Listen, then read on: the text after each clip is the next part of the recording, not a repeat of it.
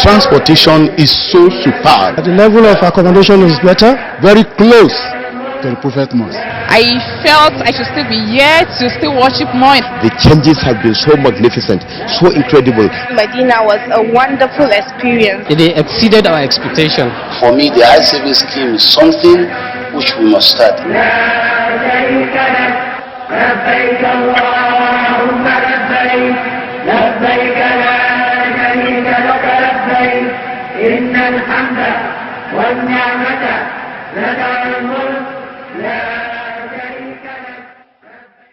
Assalamu alaikum wa rahmatullahi ta'ala wa barakatuhu. Welcome to another edition of the program As You Answer the Call. I am Binta Magaji. Ramadan Kareem.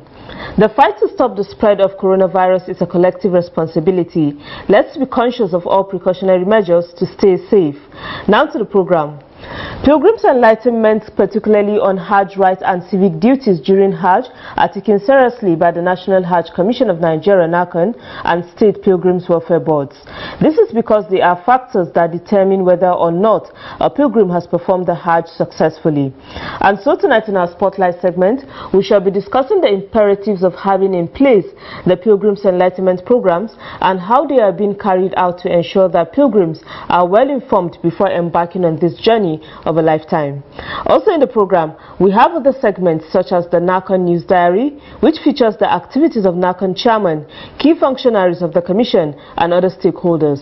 Stay tuned for the details of this and more after the break. Don't go away.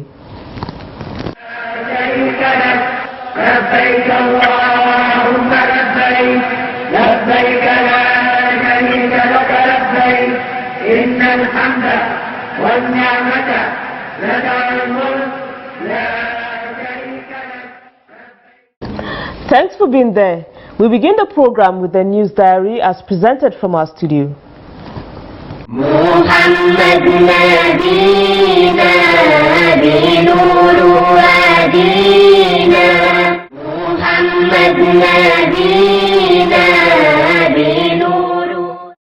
The National Hajj Commission of Nigeria (NAHCON) congratulates the Muslim Ummah for witnessing another Ramadan period. NAHCON chairman Alhaji Zikrullah Kulli Hassan stated this in his Ramadan message. Alhaji Zikrullah urged Muslims to use the period to reflect and pray for spiritual rejuvenation, forgiveness, and to also show compassion for the less fortunate. The NAHCON boss further called on Muslims to pray to Almighty Allah for protection against the COVID-19 pandemic and for the world to return to normalcy. He then advised the general public not to forget the obligation to uphold the directives of the Presidential Committee on COVID-19 on social distancing, keeping to recommended routines on hygiene in order to stave off the spread of the coronavirus pandemic.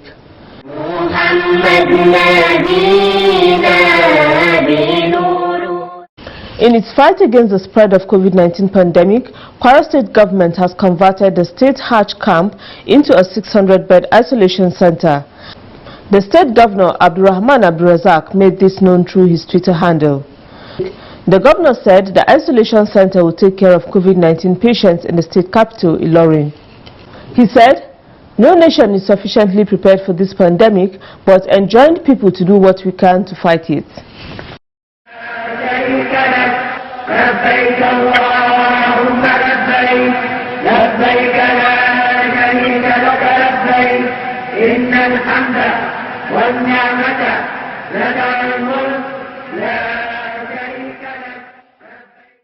Alhamdulillah. If you're just tuning in, the program is As You Answer the Call, a public enlightenment presentation on the activities of the National Hajj Commission of Nigeria (NAHCON). Over the years, educating pilgrims on Hajj rights and other related matters has been identified as one of the key factors for a successful Hajj operation. It is in keeping with this tradition that NAHCON and other stakeholders are adopting various measures towards having well-informed pilgrims. Our Spotlight segment discusses these measures and how they impact on pilgrims and the entire Hajj exercise. Stay tuned for the details. لبيك لا شريك لك لبيك إن الحمد والنعمة لك والملك لا شريك لك. Over the years, the leadership at the National Hajj Commission of Nigeria, NAHCON, has made pilgrims' education and enlightenment key areas of focus. This is born out of the realization that the Hajj exercise is knowledge-driven, meaning that persons preparing to undertake the Hajj must have the requisite knowledge of Hajj rites and the do's and don'ts while in the Holy Land. In other words, these enlightenment programs are very central to the success of every Hajj. For the effective management of pilgrims' education and enlightenment programs, NAHCON has developed an outline specifying the areas of focus for its pilgrims' education division. The areas are Hajj rites, civic education, and women's special needs. Similarly, the Commission reviews its enlightenment programs from time to time in order to cope with exigencies. There is a pamphlet on the pipeline we want to issue from this office about the Hajj Guide.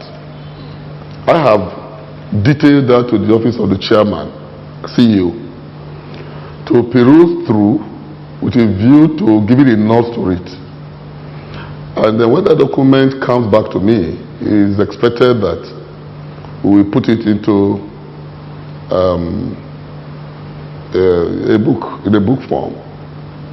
To acquaint pilgrims with Hajj rites and the do's and don'ts associated with international trips, NAHCON adopts the use of local languages. One of the strategies that we're going to put in place is to find a way to use the language that they most understood to pass the message to them of what is required. Because we have attended seminars where intended pilgrims are supposed to be briefed on their activities, right from Nigeria up to Saudi Arabia and back. But it appears that only those who have formal education usually benefit from these programs, formation and all the sensitization. And the other larger group of people who actually participate, mostly in Hajj, who record the highest percentage of the pilgrims, at the end of the day will be deformed rather than being informed. A lot of them will just be sleeping while the program is on. So the only reason for that is that they are not carried along by the language that people have chosen to interact with them. So we work on the language.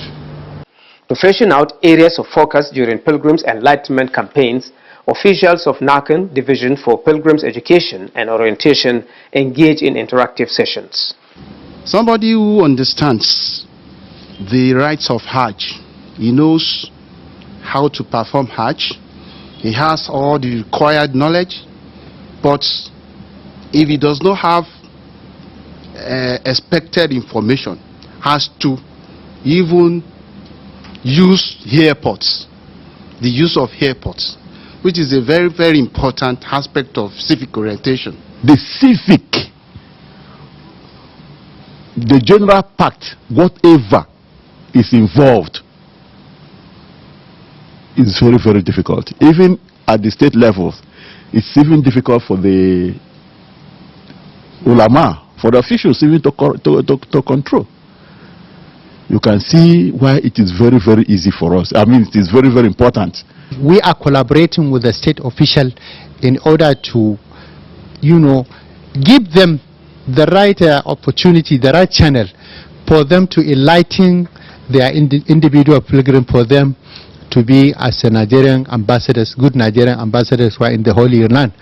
Other measures put in place to facilitate the smooth conduct of pilgrims' enlightenment campaigns are contained in NAHCON registration guideline. This is usually issued to state pilgrims welfare boards, the FCT and armed forces. The guideline touches on the following. The state Muslim pilgrims welfare boards shall provide adequate training programs with varied and comprehensive training materials, as well as centers as near as possible to the locality of the intended pilgrims. The training materials must be based on the relevant manual provided by NAHCON. We've been educating them from time to time, from the time they come in to obtain the form. We enlighten them about do's and don'ts in Saudi Arabia. Even what the federal government says, that you don't do this, you don't do that where you are in Hajj, we've been educating them. And when at the time of departure We normally have orientation. We give them orientation and enlighten them about what to expect in Saudi Arabia, both in Medina and in Mecca. In Arafah, after the Arafah, coming back to Muzdalifah for the night prayers, all the stages will be enlightening them that if you follow the real guidelines laid down by the National Hajj Commission, Ondo State Pilgrim Welfare Board, because we take orders from National Hajj Commission, there's not, it's going to be a smooth Hajj for anybody that obeys the law. We engage our Hajj center officers in the 16 local government areas to liaise with the ulamas there so that they give the pilgrims lectures on the Hajj rites.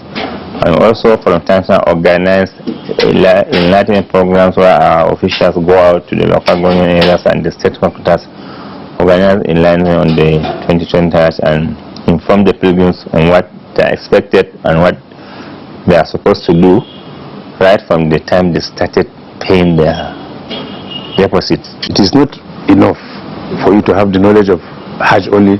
You should know what is the law governing each country. How do you eat? How do you take bath? How do you move in the Kingdom of Saudi Arabia? All these are enshrined in our Hajj manual. We went further to educate them on healthcare issues and money exchange rates. How much is one naira to 1 real? How much is $1? All these are part of activities. To enable us get it right, we went further to institute what we call enlightenment training for the staffs of the board. Every week, the staffs of the board must undertake some lectures to acquaint them with the knowledge of Hajj so that they should be a better guide. Engaging pilgrims in this kind of enlightenment is one of the roles assigned to the National Ulama team, constituted by NAHCON. This is to help pilgrims observe the Hajj rites as stipulated in Islam and by extension achieve Hajj Mabrur or accepted Hajj. Imam Hamisu Suleiman is a member of the National Ulama team. We have a committee in all these activities. So there's a plan that you, Muhammad Tihami Suleiman, you have to go to Edo State because you understand English and Hausa and Yoruba. You, Malam Musa, you have to go to Borno State because you understand Kanuri, because we want to speak to them with their languages so that they will understand how to perform the rite of Hajj correctly. The National Ulama team carries out its assignments in collaboration with their counterparts in the states in the course of the Hajj. Essentially, the Ulama team makes itself available to pilgrims seeking clarifications on Hajj and other related matters. It also interprets for the understanding of the pilgrims any fatwa or position taken by the Saudi Council of Ulama as it affects Hajj. Also, as part of the enlightenment drive, NAHCON partners with other federal government agencies whose activities are relevant to Hajj operations. They include, among others, Nigeria Immigration Service, NIS, National Drug Law Enforcement Agency, NDLEA, the National Agency for Prohibition of Trafficking in Persons, NAPTIP, National Intelligence Agency, NIA, Nigeria Customs Service, as well as Federal Airport Authority of Nigeria, FAN. The participation of these agencies does assist in guiding pilgrims on matters relating to drugs, human trafficking, and other rules of international trips. We need to sensitize the public that drugs are not allowed, whether they are hard drugs or whether they are soft drugs. That any drug that can be allowed to sail through into the land of Saudi, there are those drugs that the medical doctors would have certified and for your health reasons. But otherwise, they need a lot of sensitization in this regard so that we don't have victims of circumstances. Educating pilgrims is key to the success of the Hajj exercise. This explains why the National Hajj Commission of Nigeria is not resting on its oars in ensuring that Nigerian pilgrims get the right information so that they can achieve Hajj Mabrur or accepted Hajj and also become good ambassadors of Nigeria in the Holy Land. MashaAllah, you're still watching as you answer the call. Coming up next is Making the Hajj.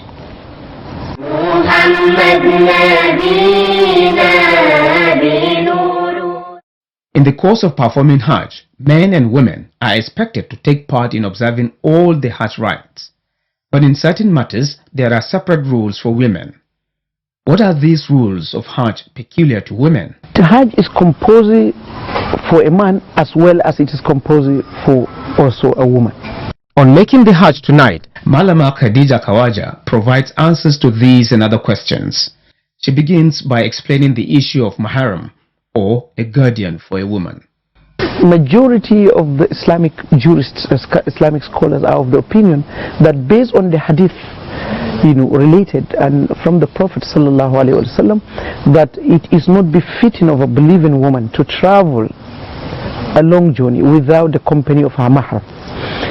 So they are of the opinion that Hajj does not become compulsory on a woman unless she has with her in her company during the Hajj that mahram. There are some scholars of Islam who opined that a woman can travel for Hajj in a company of trusted people.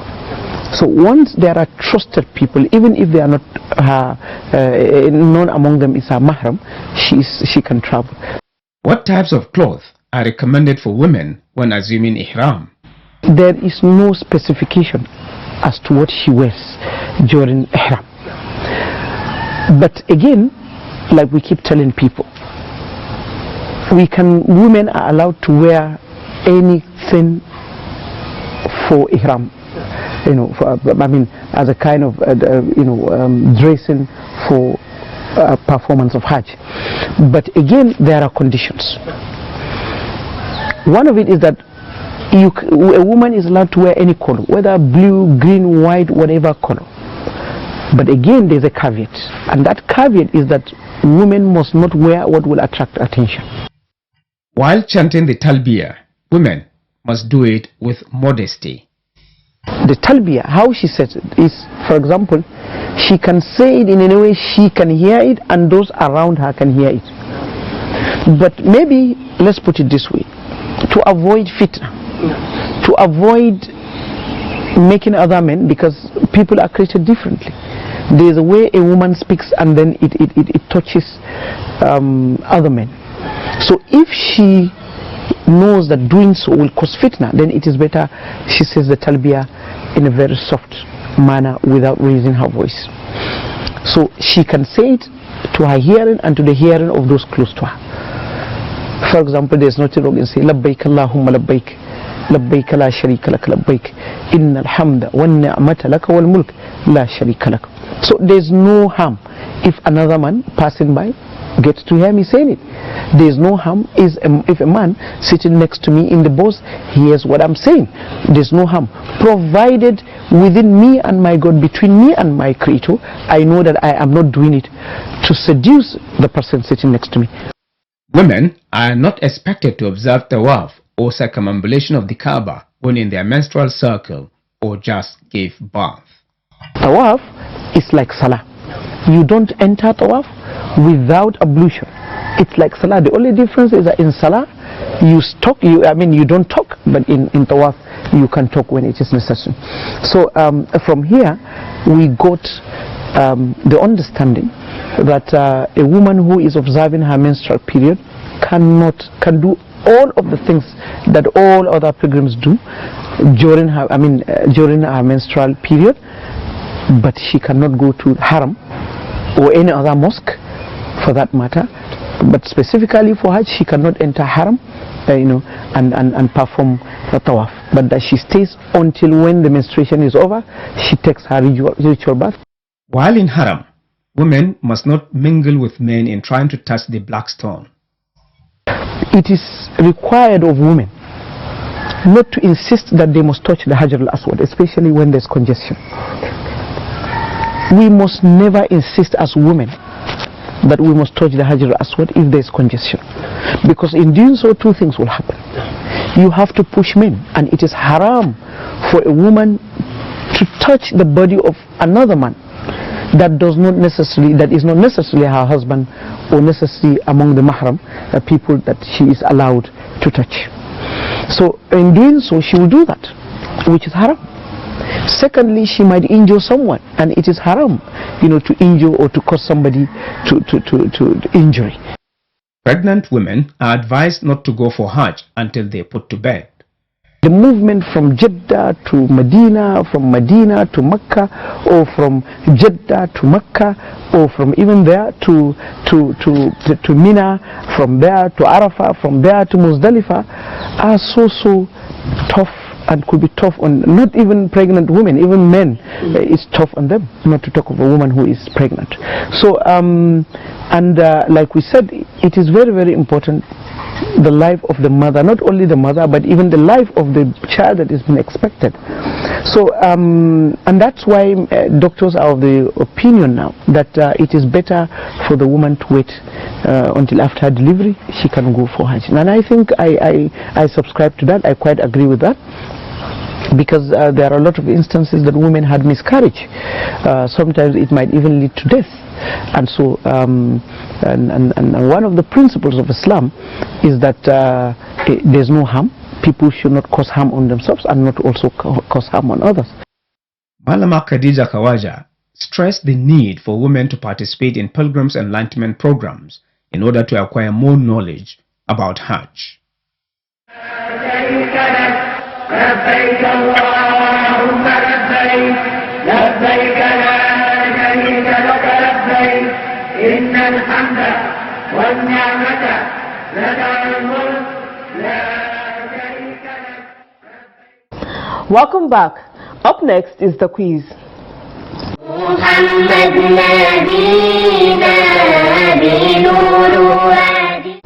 Welcome to the quiz segment. The question in the last episode was, what is the name of the cloth used in draping the Kaaba annually? The correct answer is Kiswa. The winner is Salisu Ya'u from Kinkinau, Kaduna State. He provided the answer ahead of others. Salisu Ya'u will be contacted on how NAHCON will reach him with the prize he won. A quiz winner will get 25,000 Naira cash prize. This is part of NAHCON's effort to social investment in Nigeria. For this week, the question is, what is the act of jogging in the first 3 rounds of the Tawaf called? I repeat, what is the act of jogging in the first 3 rounds of the Tawaf called? Text your answer to the number showing on your screen. The winner will be the first person whose correct answer is received. All answers should carry the name and location of sender. Good luck and happy viewing. Once again, good luck. Now let's take some messages from our viewers.